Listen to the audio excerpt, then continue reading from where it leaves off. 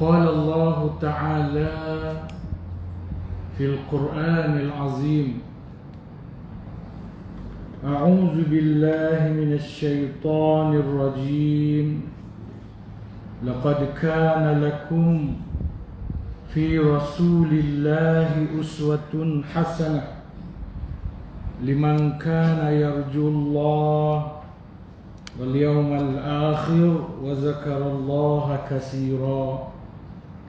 Pertamanya kita mengucapkan syukur kehadrat Allah Subhanahu wa taala kerana dengan limpah dan kurniaannya dapat kita bersama-sama pada malam ini bertemu untuk menunaikan salat Isyak secara berjamaah.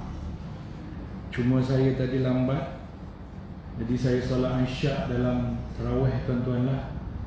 4 tarawih tuan-tuan tu Isyak saya, dan 4 lagi tarawih tu tarawih saya lah. Jadi saya ada baki-baki tarawih lagi yang insya-Allah akan saya usahakan di rumah nanti. Pertamanya kita mengucapkan syukur kehadrat Allah Subhanahu wa taala kerana dengan limpah dan kurniaannya dapat kita bersama-sama pada malam ini dan tahun ini. Sebenarnya kita bersyukur kerana tahun ini kita dapat kembali sebahagian daripada Ramadan yang kita telah hilang pada tahun lalu. Tahun lalu kita kehilangan banyak perkara tentang Ramadan. Tuan-tuan tak dapat bertarawih di masjid surau kecuali 5-6 orang yang dibenarkan masa tu. 5 atau 6 orang sahaja. Yang lain-lain semua bertarawih di rumah, menjadi imam, dan hari raya menjadi khatib. Itu yang kadang-kadang kayu pancing pun jadi tongkat khutbah juga. Saya lagi lah tuan-tuan, saya Ramadan dalam ward di hospital. Atas katil pun tak boleh angkat pun, kaki patah, bersimin, tak boleh nak bangun, turun naik tak boleh, menjalani pembedahan empedu dan beberapa perkara lain lah. Tapi dengar hospital Tengku Ampuan Rahimah tu dekat dengan masjid. Jadi dengar suara masjid tu, dengar dia berselawat, dia tarawih, dan apa yang lebih mengharukan ialah malam raya lah. Dengar dia takbir raya tu daripada ward hospital tu, Allahu Akbar, padahal kita kat ward. Tapi itulah masing-masing. Tapi alhamdulillah yang saya katakan tadi, tahun ini kita telah dapat sebahagian, walaupun tidak sepenuhnya, tapi sebahagian daripada Ramadan kita, atau cara yang kita selalu buat, kita dapat buat kembali walaupun dalam keadaan SOP yang ada. Tak mengapalah, sebab SOP itu adalah ikhtiar, usaha untuk menyelamatkan nyawa. Ikhtiar itu, tawakal tu wajib, ikhtiar pun jadi wajib. Maka oleh kerana itu kita bertawakal tu wajib, dan kewajipan tawakal ialah dimulakan dengan ikhtiar. Dia tak boleh bergantung kosong-kosong. Jadi fas'al ahla zikr in kuntum la ta'lamun. Tanya orang yang pakar kalau kamu tak tahu. Jadi sekarang ni ceritanya COVID-19, penyakit. Jadi pakar-pakar yang berkenaan penyakit je lah. Tak kira lah dia orang barat ke, orang putih ke, kan? Ini soal kesihatan, soal teori-teori konspirasi itu kemudian lah. Itu kalau itu masing-masing lah. Tapi yang zahir, kita diajar menghukum yang zahir. Yang mati kerana COVID-19 depan mata kita. Mungkin ada orang yang dia tak percaya, dia tak jumpa orang kena COVID-19 ni. Anak saya misalnya, dia ada kawan dia kena COVID-19, mengadu kat dia, Allah sakitnya, dia kata aku tak tahu aku dapat di mana. Kita tahu benda tu ada, wujud, bukan main-main, bukan rekaan-rekaan. Jadi kita berikhtiar. SOP ini adalah ikhtiar kita. Ya tuan-tuan, baik. Okey. Jadi malam ni saya nak bercakap tentang faktor-faktor yang menjadikan amal ibadat diterima Allah. Apakah faktor-faktor yang menjadikan amal ibadat itu diterima Allah? Ada 3 sebenarnya tuan-tuan. Ilmu, kemudian niat yang betul, kemudian kesabaran. Tapi malam ni saya nak cerita bab ilmu sahaja kerana kesempatan masa tak mengizinkan. Ya. Jadi apakah pentingnya ilmu untuk ibadat? Yang pertama, apabila amal ibadat itu didirikan di atas dasar ilmu, dibangunkan di atas dasar ilmu, apabila ibadat itu dibina atas dasar ilmu, maka ia menjanjikan hasil yang sepatutnya. Innas salata tanha 'anil fahsya' wal munkar. Sesungguhnya salat itu mencegah pelakunya daripada fahsya' dan munkar. Maka orang yang bersolat itu, apa yang akan terhasil pada diri dia ialah dia akan ada kekuatan menjauhkan diri daripada fahsya' dan munkar. Maka solat yang ditegakkan dengan ilmu lah menjanjikan hasil yang seperti itu. Kalau dia solat saja tanpa ilmu, maka macam ramai orang solat, man kam min sa'im laisa lahu min siyami ila al-jumu'ah. Berapa ramai orang puasa tak ada apa yang dapat daripada puasa dia, mereka lapar dan dah tu. Kam min qa'im, berapa ramai orang yang berdiri solat tapi dia tak dapat apa daripada solat dia, melainkan dia letih dan penat berdiri sahaja. Ya.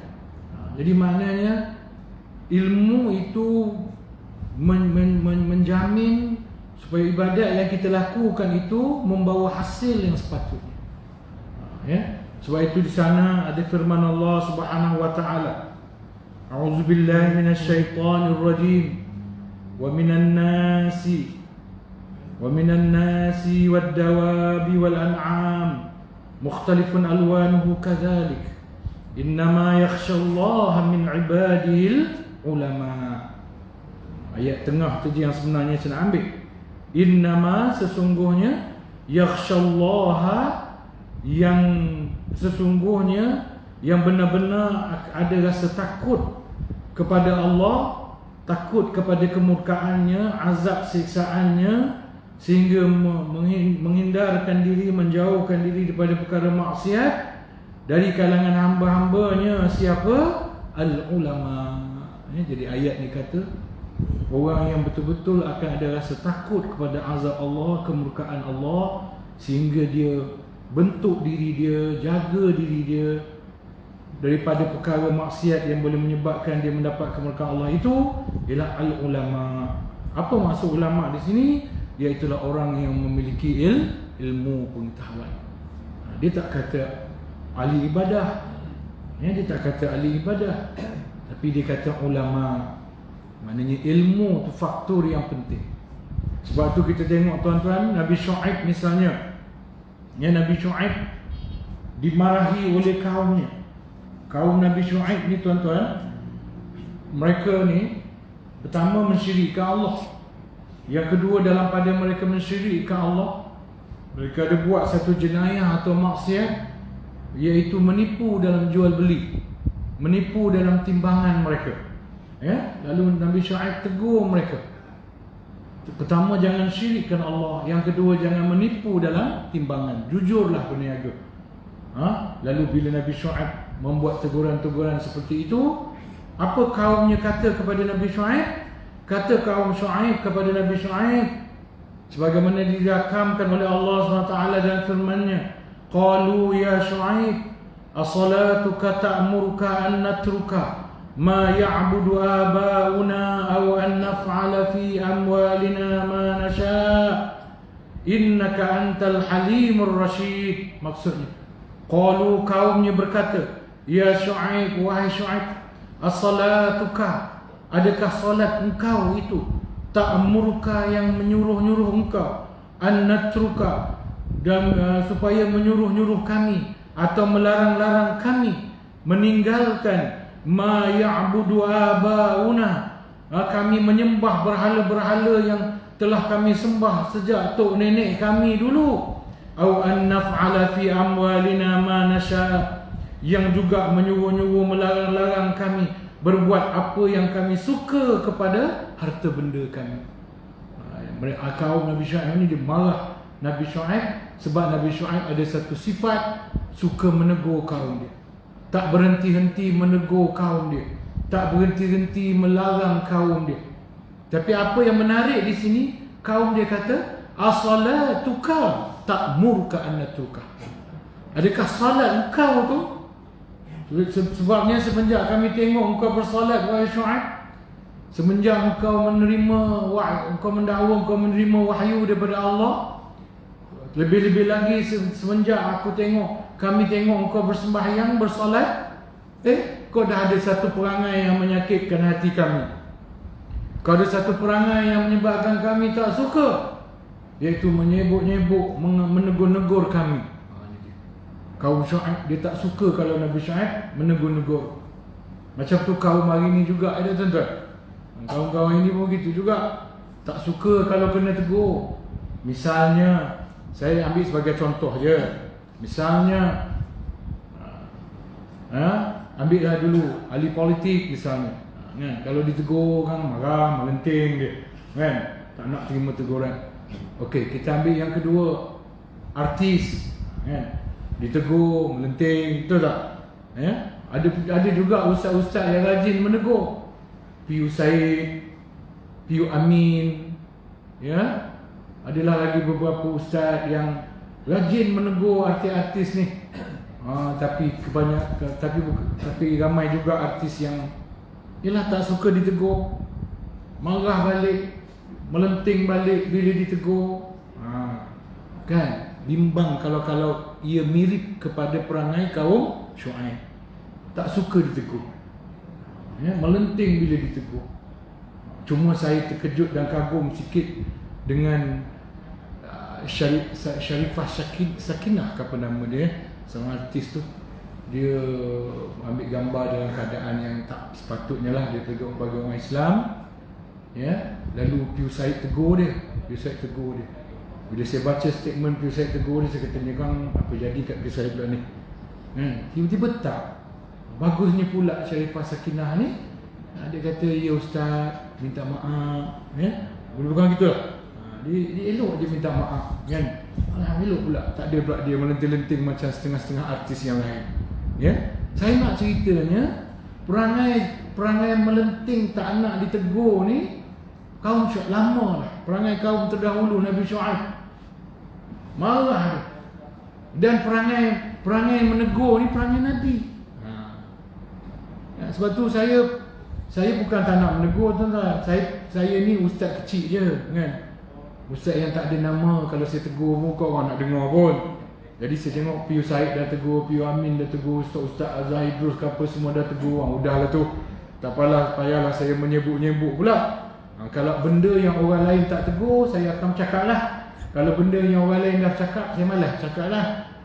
Tapi ustaz-ustaz yang suka menegur ni, yang kadang-kadang dirunsingi, boleh bahasa tu, dirunsingi oleh orang yang ditegur. Itu perangai Nabi. Nabi Syuaib dia menegur kaum dia marah. As-salatuka ta'muruka an natruka ma na'budaha ila akhir ayat. Okey? Jadi maknanya solat Nabi Syuaib tu, bahawa Nabi Syuaib tu bila dia bersolat, dan solat seorang Nabi tentulah solat yang disertakan oleh ilmu. Maka solat dia menggerakkan Nabi Syuaib supaya menjalankan amar ma'ruf nahi mungkar. Jadi kita kalau betul-betul bersolat, kita tak akan diam daripada beramar ma'ruf dan bernahi mungkar. Kalau kita tengok mungkar kita diam, maknanya solat kita belum betul. Mungkin kurang ilmunya pada ibadat kita dan sebagainya. Baik. Kemudian tuan-tuan, kita perlukan ilmu untuk ibadat kita. Kenapa? Kerana tanpa ilmu, bimbang dan tidak mustahil, amal kita akan menjadi sia-sia, tuan-tuan. Umpamanya ada firman Allah SWT menyebut, wa qadimna ila ma 'amilu min 'amalin faja'alnahu haba'an mansura, dan kami akan perlihatkan segala amal yang mereka kerjakan, lalu kami akan jadikan amal itu bagai debu yang berterbangan. Ayat ni kata akhirat nanti Tuhan tunjuk amalan-amalan kita, tapi kemudian Tuhan kata tak ada pahala. Tak ada pahala. Satu habuk, sedikit habuk pun tak ada pahala. Imam As-Sa'di dalam menafsir ayat ni dia sebut, wa qadimna ila ma amilu min amalin, ketika kami tunjukkan kepada mereka amalan-amalan mereka yang telah mereka amalkan. Maksudnya kata As-Sa'di, amalan-amalan yang mereka harapkan membawa kebaikan dan yang mereka berpenat lelah kerana ni. Amalan yang diharapkan dapat pahala dan mereka berpenat lelah untuk amalan itu. Faja'alna waba'an mansura, tiba-tiba kami jadikan amalan itu seperti derbu yang bertebangan, iaitu kosong, hilang, kerugian, terhalang pahala ni. Nampak? Ada nanti amalan yang kita buat berpenat lelah. Tak usah kata amalan yang kita buat sambil lewa, bukan kata amalan yang kita buat sambil malas-malas. Amalan yang kita berpenat lelah kerana ni, tiba-tiba tak ada pahala. Ya, dan salah satu sebab ketiadaan pahala itu ialah apabila amal itu ditegakkan tanpa dasar ilmu. Ya, baik. Mukhtasarut tafsir menyebutkan sebab amal ibadah itu jadi seperti debu yang bertebaran. Apa dia? Bisa babing kufrihim. Dengan sebab kekufuran mereka. Dengan sebab mereka tidak beriman. Dan iman itu ialah asasnya ialah ilmu. Maknanya bila sebut iman, kenapa amalan mereka Tuhan tak terima? Sebab mereka tak beriman.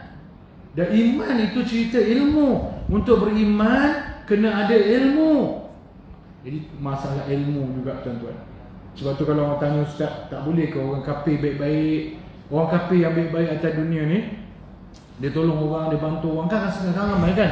Kan sekarang ramai orang kafir suka tolong orang, betul tak? Betul kan? Kalau saya edit video tu bukan kafir, dia memang orang Islam kan. Yang orang kafir yang bukan Islam tapi dia suka tolong orang. Adakah dia dapat masuk syurga besok? Tak. Jawapannya tak. Kenapa tak ustaz? Dia buat baik. Ini jawapannya. Bisa babin kufrihim. Sebab dia tidak beriman dengan Tuhan punya syurga. Syurga tu Tuhan punya. Tuhan punya syurga suruh dia diimani sebagaimana yang dia diperintahkan. Tiba-tiba dia tidak diimani sebagaimana dia kendaki, maka dia berhak untuk tidak memasukkan kita ke dalam syurga. Lalu ulama kata orang bukan Islam yang buat baik ni, kebaikan dia akan dibalas di dunia.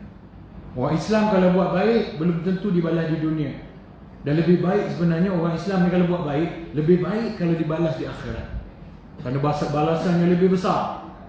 Tapi orang Islam buat baik di dunia belum tentu dibalas di dunia. Kalau dibalas juga tu bonus lah tu. Tapi orang bukan Islam kalau dia buat baik, di dunia Tuhan selesaikan kebaikan dia. Sebab di akhirat dia tak akan dapat apa-apa kebaikan. Kemudian Muyassarut tafsir pula dia kata, wadzalika, dan kerana itulah amal banyak tapi jadi debu berterbangan ni tuan-tuan. Wadzalika, kerana itulah annal amal, bahwasanya amal itu la yanfa'u fil akhirah, tak akan bermanfaat. Amalan kita ni tuan-tuan, la yanfa'u fil akhirah, tidak akan bermanfaat di akhirat besok. Berdasarkan ayat ini, melainkan amalan ibadat kita ni tuan-tuan tak akan bermanfaat di akhirat besok, kecuali apa dia? Idza tawaffara fi sahibihi, apabila terdapat pada pelakunya, pengamalnya, kita tiga perkara. Di sini Muyassarut tafsir sebut tiga perkara.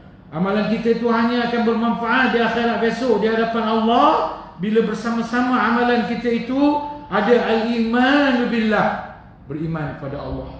Kemudian ada al-ikhlasulah, ada keikhlasan kepada Allah. Ini saya akan bincang pada tajuk kedua nanti tuan-tuan. Dan ada wal mutaba'atu li rasulih Muhammadun sallallahu alaihi wasallam. Pada amalan itu ada ikutan, sumber yang diikut. Kita beramal itu kerana ada hadisnya, ada nasnya, ada sumbernya. Walaupun kadang-kadang nasnya jadi khilafiyah. Cuma ada setengah-setengah kawan kita dia strict sangat tuan-tuan. Semua benda jadi bid'ah. Kunut pun jadi bid'ah. Tahlil jadi bid'ah, talqin jadi bid'ah. Semua benda jadi bid'ah, itu strict sangat. Sebenarnya tidak. Benda-benda macam tu bukan tak ada nas, ada nas tapi khilaf. Contoh talqin. Ada nas, ada hadis talqin. Kenapa satu pihak kata tak ada hadis? Sebab hadis talqin yang ada tu dhaif. Habis kenapa satu pihak lagi kata ada hadis, pakai hadis tu? Dua sebab. Pertama, hadis talqin ni walaupun dia dhaif, dia bukan maudhu'. Dia bukan maudhu'.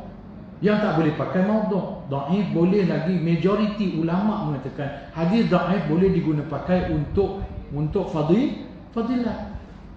Yang kedua, mereka guna hadis tu untuk menghukumkan sunat baca talqin sebab hadis dhaif ini telah diangkat tarafnya oleh setengah ulama hadis menjadi hadis hasan li ghairihi. Walaupun dia dhaif, tetapi ada beberapa hadis sahih yang lain. Saya rasa kira saya sekurang-kurangnya ada 6 hadis sahih yang lain yang bukan talqin tetapi menyokong hadis talqin ini, sehingga hadis talqin ini diangkat menjadi hadis hasan li ghairihi. Maka ulama mengangkat hukum talqin itu sebagai sunat. Jadi bukanlah tak ada hadis, cuma ada khilaf, ada perbincangan, bukan tak ada hujah langsung, ada. Yang kita bimbang ni memang tak ada nas langsung, tak ada hadis langsung, lagi kita mendakwa apa yang kita buat tu sebagai ibadah. Itu salah. Itu salah. Baik. Benda macam tu perlu masa panjang nak bincang tuan-tuan. Saya sentuh sikit. Baik. Kemudian tuan-tuan, bukan yang ketiga. Okey, pertama kita dengan ilmu amalan kita akan berkesan, menghasilkan apa yang sepatutnya. Yang kedua, dengan ilmu amalan kita tak akan jadi sia-sia, diterima, dipakai, ada pahala besok dan menolong kita di akhirat. Yang ketiga, amalan kita tak akan membawa kepada kita dosa. Sebab amal ibadah kita ni tuan-tuan, bukan sahaja dia tak menyebabkan amal ibadah yang tak lengkap. Antaranya kerana tak ada ilmu ni tuan-tuan, bukan sahaja kita tak akan dapat pahala, tapi kadang-kadang kita akan menyebabkan kita berdosa. Contoh solat sunat, kita salah solat sunat, kita solat sunat lah, kita tersalah kaedah, tak kena dengan sunnah Nabi, fiqahnya tak kena, batal solat kita? Batal. Dapat pahala tak? Tak dapat lah, dah batal. Berdosa tak? Tak dosa lah. Taklah dosa, sebab dia cuma batal, tak dapat pahala, rugi gitu je. Tapi kalau kita solat zuhur, tak kena fiqah, tak kena cara, batal solat zuhur kita, dapat pahala tak? Tak dapat lah. Dosa tak? Dosa. Berdosa, masuk neraka, sebab kita telah tidak menunaikan solat zuhur. Maka berdosa dan hukumnya masuk neraka. Sebab itu kita perlu ilmu yang akan menjamin keesahan ibadat kita, yang boleh diterima dan mengelakkan kita daripada dihukum berdosa dan diazab kerana kesilapan dalam beramal itu. Ini kita kena faham, ya. Ada tuan-tuan hadis menyebut, hal ataka hadisul ghashiyah wujuhun yawma idzin, hal ataka hadisul ghashiyah wujuhun yawma idzin khashi'ah amilatun nasibah tasla naran hamiyah. Ayat ni kata ada orang yang beramal, penat lelah dia beramal, tapi amalan dia bawa masuk neraka. Wa'alaikumsalam. Apa dia? Sudah datangkah kepada kamu berita tentang pembalasan? Banyak muka pada hari itu tunduk terhina, sedih. Kenapa? Dia beramal ibadat dengan penuh susah payah, letih, penat, dia beramal ibadat. Tiba-tiba mereka memasuki api yang sangat panas. Jadi ada orang yang beramal ibadat, berpenat lelah, bukan sambil lewa, berpenat lelah beribadat. Tiba-tiba bukan saja tak dapat pahala, masuk neraka. Wa'alaikumsalam. Ya, kemudian tuan-tuan saya nak ringkaskan, ya. Dia membawa kemudaratan, amal tanpa ilmu. Contohnya ada berlaku pada seorang sahabat. Sahabat ni pergi perang, dia luka, tapi dalam luka-luka tu dia berjunub juga. Ya. Kemudian bila nak mandi wajib, dia terfikir, dia luka, dia tak boleh kena air. Dia kata musim sejuk ni, aku pula luka, ada keringanan tak untuk aku tidak mandi? Sahabat yang ditanya tu kata tak ada keringanan, kena mandi. Dia pun mandi. Bila dia mandi, oleh kerana dia luka tuan-tuan, musim tu sejuk, mati dia kerana mandi tu. Bila dah sampai berita kat Nabi, Nabi marah. Nabi kata tak tahu kenapa tak tanya dulu, kata Nabi. Nabi marah, jawab dengan jahil. Nampak? Jawab. Okay. Sebenarnya dia begini. Dalam keadaan pemuda dia kan, kita luka, ambil wuduk, kalau kena air pedih, maka kita ada rukhsah untuk tidak disentuh air. Ada rukhsah untuk tidak disentuh air. Tapi kalau kita nak juga sentuh, kita kata dalam hati kita, tak apalah, aku tahanlah sakit, pedih-pedih lah, yang penting puas hati. Kita pun ambil wuduk, kita lalukan juga air dekat luka kita, pedih kita tahan. Pahala tak? Pahala. Pahala. Sebab itu namanya azimah. Kalau kita tak kenakan air, itu rukhsah. Kalau kita kenakan air, kita tahan sebab nak kesempurnaan, itu azimah, dapat pahala. Jadi sahabat ni tadi dia mungkin dia dapat pahala, tapi yang bermasalah ialah sahabat yang jahil. Jawab dengan kejahilan tadi tuan-tuan, ya. Baik. Okey, akhir sekali tuan-tuan. Akhir sekali sebelum saya simpulkan. Ilmu ni, ilmu yang penting sekali ialah akidah dengan fiqh. Fiqh. Nak mudah nak ringkas, saya bagi satu cerita. Kisah ahli tasawuf yang terkenal. Tuan-tuan, kalau saya sebut nama, tuan-tuan mesti terkenal juga. Ya, iaitu Syekh Abdul Qadir Jalani. Syekh Abdul Qadir Jalani cerita ke anak murid dia. Satu hari tengah ceramah dia cerita.